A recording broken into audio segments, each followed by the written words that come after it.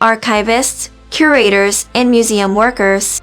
Career, salary, and education information. What they do. Archivists and curators oversee collections of historic items or artwork. Museum technicians and conservators prepare or restore items in museum collections. Work environment. Archivists, curators, museum technicians, and conservators work in museums, historical sites, governments, colleges and universities, corporations, and other institutions. Most work full-time. How to become one. A master's degree in the field of archivist is usually required.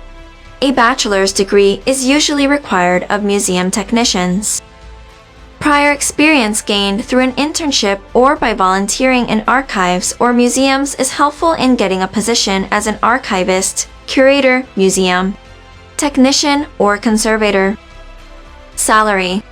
The median annual wage for archivists, curators, and museum workers is $49,850.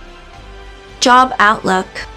Over the next 10 years, overall employment of archivists, curators, museum technicians, and conservators is expected to grow by 11%, much faster than the average for all occupations.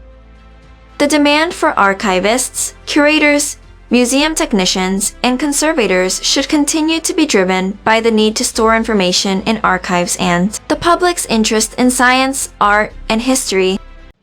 Thanks for watching. Make sure to subscribe our channel to receive the most recent career and education videos. Share this video with your friends and family if you like it. Remember to click the like button. If you have any questions, please leave them in the comments box.